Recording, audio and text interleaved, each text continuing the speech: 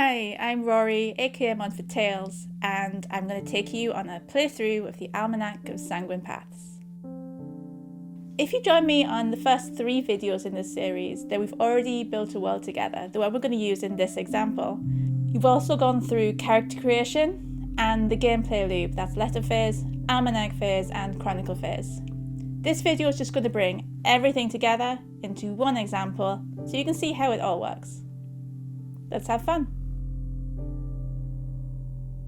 My name is Penelope Quirk. I use she, her pronouns, and I am not a werewolf. Not yet. I've lived a fairly normal life in the suburbia around London and just finished university. I'm almost done packing up my things at the end of the final term. The walls are bare except for the odd piece of blue tack that I've yet coaxed from the plaster, and the pile of boxes stacked in the middle of the cramped room is taller than me. I can see other students already leaving through the window, giving goodbye hugs to friends they don't know if they'll see again. Some are crying, some are hooting with joy. Oh, I feel cold. I shouldn't, it's summer, but I'm suddenly wishing for the jumpers that are packed in one of the boxes near the bottom of the pile. Maybe it's nerves. I have no plan for what to do next or where I go. I hear the rustle of an envelope being pushed under my door, but no knock, and I don't hear anyone walking away. I pick it up and open it. It smells new. Inside is a smallish magazine, the Like and Subscribe. Oh boy, I laugh at its pun. I open it. The paper's rough. It feels like someone's printed it on the uni printers and stapled it in a hurry, but it's cool. Some of the ink rubs off on my fingers. Later that afternoon, I'd gathered up every single overdue textbook that had been sitting in my room. Half of them I couldn't even remember borrowing, but I'd finally found them, and at last I was going to get to wipe the smug look from the librarian's face. I was just about to back into the doors to get them open when Trevor came along to derail my day.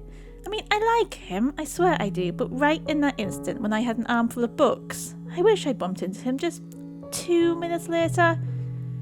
Of course he had some new gadget, and of course he wasn't looking where he was going, and of course he collided with me and sent books everywhere. It really ruined the mood when I then had to dump 10 much dirtier books on the librarian's counter.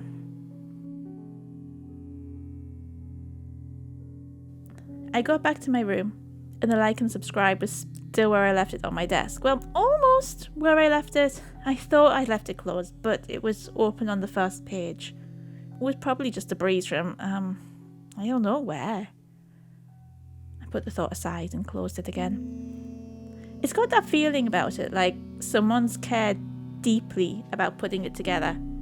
I haven't even had a chance to sit down and read it yet, but it feels like that little spot near campus does that I always go to when I need a moment. It's one of those fenced-in gardens that the surrounding houses share, but someone always leaves the gate open. And it's so calm in there. It feels like my own secret world. And you know what? I think I'm going to take this there to read it. It just feels right. I'm on my way to my secret garden when I pass Gina and her cronies.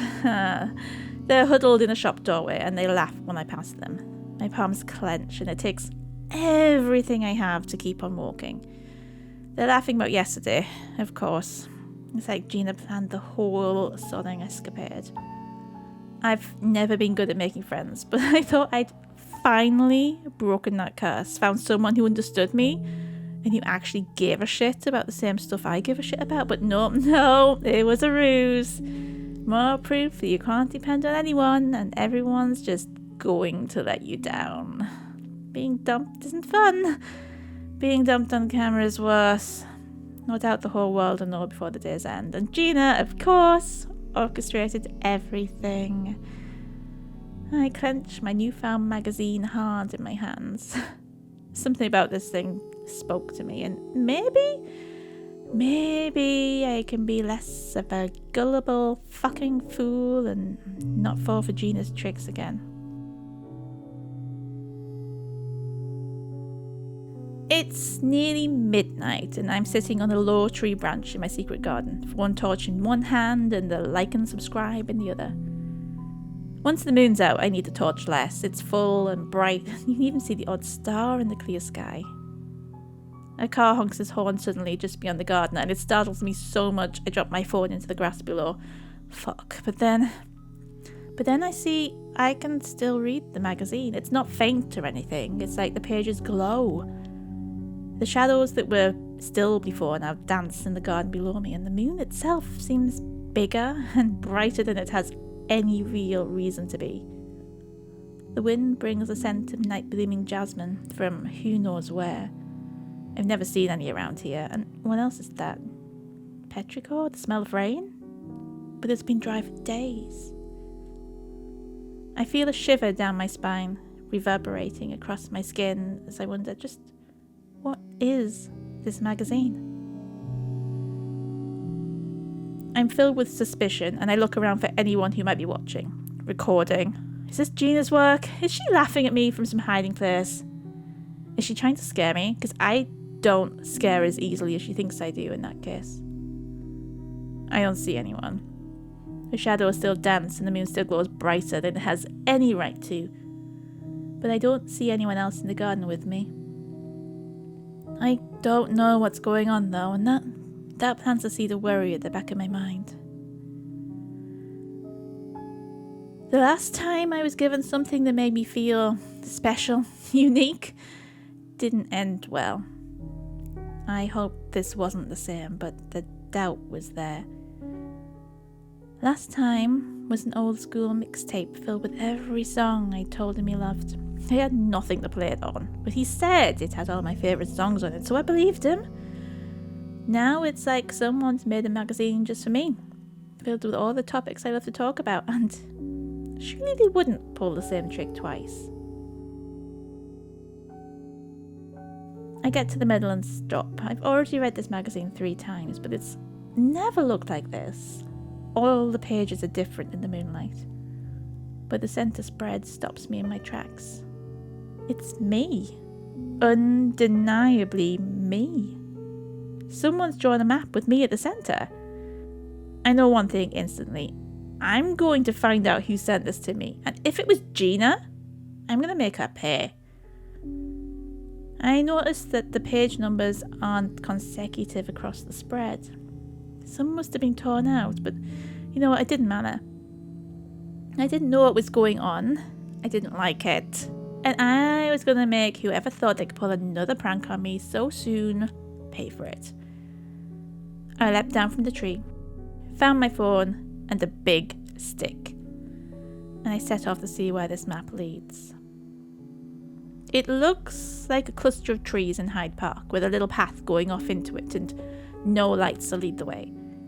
I was more convinced than ever before that this had to be Gina's doing. And when I found her, I was going to do what exactly? I clutched my stick more tightly, suddenly unsure of myself, but I wasn't going to let her get the last laugh, that was for sure. So, against my better judgment, I walked in. I found the place where I was supposed to be, and I sat on a tree stump with a stick in one trembling hand. Everything was quiet.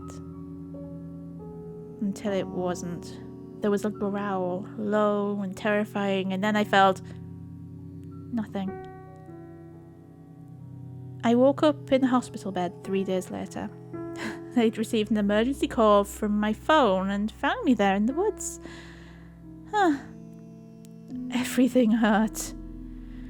When I find out who did this and why, they're going to suffer. So that concludes character creation for Penelope. And now we can put it all into practice and see what happens.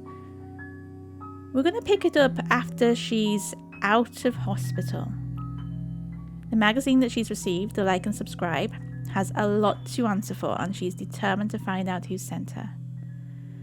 I'm playing this as a solo game, using the never reply variant. So let's begin with Penelope writing an email to the editor of the like and subscribe. Dear editor, I don't understand why I have a copy of your magazine. I don't know who gave it to me or why, but I do know I ended up having a lucky escape when I followed your instructions in it. I could have died. The doc said if that creature had caught me just an inch higher, it would have torn right through my throat. You're lucky I feel fine. The doctors are pretty amazed. You're also lucky the police don't believe in magazines with maps that glow in moonlight. I don't know what you're playing at, but I don't scare easy. And Gina, if this is your doing, just stop. My fingers tingled from my frantic key tapping. I've never written email as urgently as this one. I paused before hitting send. There's still something I want to do before I send it off into the ether. I save it instead. It's just a rare thing for me to do, but better than sending something I might regret later. I sit back in the coffee shop and let the background noise fill my senses. Last night had been intense. What the hell had I gotten myself into? Another magazine had found its way to me. This time it dropped through a friend's letterbox. They were letting me sleep on their sofa, but I knew I couldn't stay there long. I don't know how it got there. It's not like I updated them about where I was. I wouldn't even know how. But there it was, and I read it with trepidation over breakfast. It looked normal, which was utterly disappointing. There wasn't any glowing text, and definitely no picture of me in the middle of it this time. And the letters to the editor were all people complaining about politics. Nothing of mine was there. I almost put it in the bin, but then a glint of something catches my eye. Just an indentation on the page, as if someone's written on a piece of paper on top of it and left the impression behind. I do the old graphite and paper trick, and yeah, there's something there. It's not addressed to me or anything. It's like a shopping list, maybe? Torch? Rope? Those coordinates? I made a mistake like this a month ago and it almost killed me. I mean, if I was sensible, I'd move on and forget all about it. But I couldn't. I've been sleeping on this friend's sofa all week and I was desperate to get out. I had an interview lined up for later in the day, but the idea of a 9 to 5 made me feel sick to the bottom of my stomach. I wanted to run. It was irrational, but I couldn't shake the urge to explore and be free. So I checked the coordinates. 2 hours by train, a bus, then a long walk would get me there to this random little spot I'd never heard of in the Cotswolds. This was reckless, but I picked up my bag, which I'd never unpacked, let's be honest. Left a scribbled note for my friend, just in case the worst happened, and then left. I bought a torch on the way to the train station. I didn't want to get caught out in the dark again, but better safe than sorry. The closer I got to those coordinates, the more electrified I felt. I was elated to be outdoors, roaming and doing something incredibly stupid. I crossed the creek that made my skin crawl. It was filled with rubbish and it smelled vile. I had to get away as quickly as I could. I think there's an abattoir nearby. It's just a general reek of death around. Eventually I found it. A tree stump with a wolf's head carved into it. There was a small plastic bag with a letter folded up in it and more instructions to follow. I did as I was told and I tramped through woodland until I thought I'd never see the outside of it again. There was a little camp, abandoned but functional, with a camouflage tent and a little lockbox inside it. The letter had a code on it that opened the box. There was a stash of paper inside. Notes on local politicians, their allegiances, who among the police was corrupt, and planning permission for a large power station that just felt off. There was a journal too.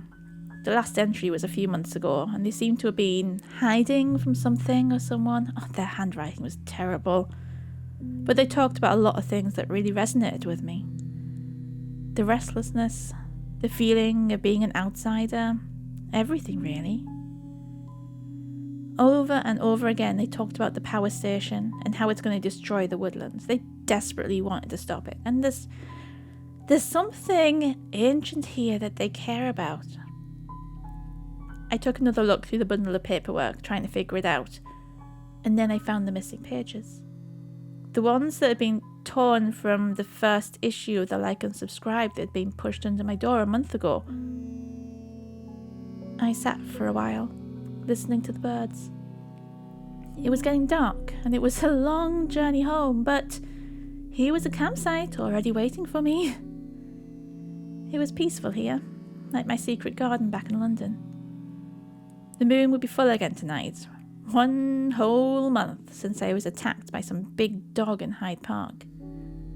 In a sense, staying here tonight was an act of defiance, an attempt to re-own the night. Owls hooted and something howled when the moon came up. I opened up issue 2 of the Like and Subscribe and held it up to catch the moon's rays. It tickled where it landed on my hands, then burned. Silvery words crossed the page. Do not be afraid. I don't scare easily. I keep telling myself that as I feel wrong. I woke up the next morning, naked and alone, with blood smeared across my face and a rabbit carcass nestled under my chin. I did eventually stop screaming and find my way back to the campsite. It was still empty. Everything of mine was still there. The damn magazine was still there, with the words "Don't be afraid" still faintly glowing on it. But in the cold light of dawn, everything felt different. I cleaned up as well as I could and hightailed it out of there. The walk back to the tiny town took forever, and the whole time the noises of the woodland rang loud in my ears, just so sad and filled with longing. I found a coffee shop, downed 3 black coffees, then checked the news. I was certain of one thing. Gina had nothing to do with any of this. I was up to my neck in something, and I felt consumed by the same passion as whoever's journal I had. Something was wrong here, and I thought that maybe I could stop it. I spent the next few days covering my friend's sofa in newspapers. They weren't too pleased, especially when they learned I'd missed my interview, but this felt important, so I didn't pay much attention to their worries. I found hints here and there about a power station that was going to be built in the middle of the Cotswolds, near where I'd been camping.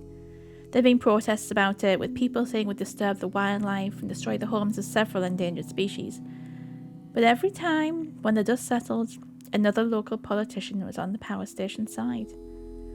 This had to be what my journal friend had been writing about.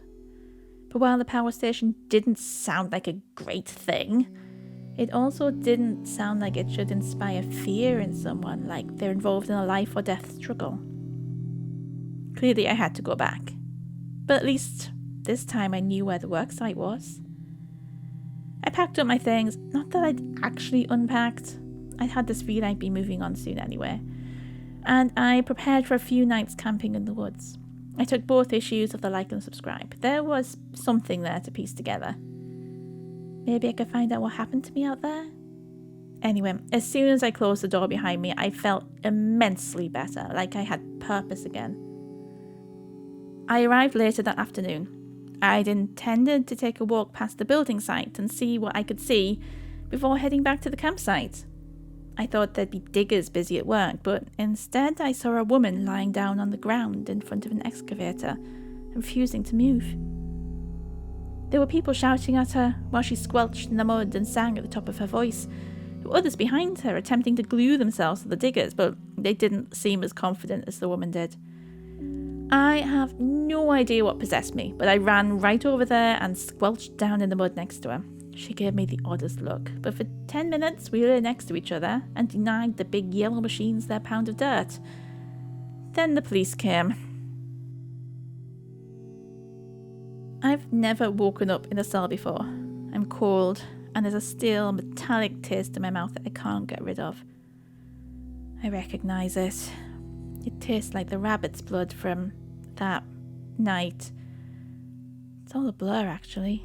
I remember the police approaching us. The woman next to me kicked at them as they got closer and screamed something about our right to peaceful protest. But they didn't seem to be having it. My stomach dropped, picturing the list of corrupt police in that journal. Quite possibly we were going to get dragged off to a cell, and then the whole thing would be hushed over by someone with money. It was all wrong. They smelled wrong. One tried to drag me up and I twisted out of their grip. Another swore at me and I retched as they got closer. The smell was something else. I kicked them too. Then it was like a red fog of rage came down on me. I was acting on instinct and I don't know where that instinct came from. I remembered it in flashes as I sat on a hard bench in a lonely cell, hanging my head between my knees. I've never done anything violent before. I don't know where this came from, but I bit them. I clawed at them. I punched through them. I wasn't me. I was something else. I think I killed one. Maybe two. I threw up at the thought. Vomit spattered around my feet. What was going to happen next? I had to get out of here. I could feel my panic rising at the thought of being contained behind bars. Day 6 of sitting in one cell or another soon came around. They'd moved me a few times, and I'd even gotten to speak to Nikki. That was the woman I joined in the dirt. They let her off with a caution, but me, well, yeah. She said she was going to take care of everything, that she understood what I'd been going through and it was going to be all right. Stay calm and don't be afraid. Don't be afraid, just like the like and subscribe said. We'd shared a long look, and I did feel better. I think it was the confidence and experience I felt in her gaze. It was going to be okay. I was going to get out of here. A new guard came to my door that morning of day 6, the only one to have smiled at me so far. They didn't say much, but they gave me a book to read, paper and pen to write with, and extra pudding. Then they told me, don't be afraid, and left me alone. The book was Watership Down. I never actually read it before, but heck, I had time. Within the first few pages, I realised that this was a message of rebellion against the machines that would tear up the forest for their own profit, and a warning against tyranny and depression. When I was transferred again, days later, I left the book under the mattress, hoping its next occupant would find it and it would affect them as much as it had me. I also left little messages behind me wherever I went, just short, helpful things. Nothing that should get me into more trouble if they're found. Not that I could make my situation much worse, but yeah, everyone needs hope. The same guard who'd given me Watership Down escorted me to a van and put me in the back. I didn't bother asking where we were going and what was the point. We drove for 30 minutes maybe. Then the van stopped and someone else got in the front. I could hear laughter. Happy laughter. Another hour or so passed before the van stopped again and the door opened. Nikki was there, holding out a hand. We ran, all three of us, me, Nikki and the guard, off into the woods, and the van sat, abandoned and empty. I was on the run. Well, they'd sent people to find me. I'd killed someone after all. But I had hope. And hope, I'd learned, is precious.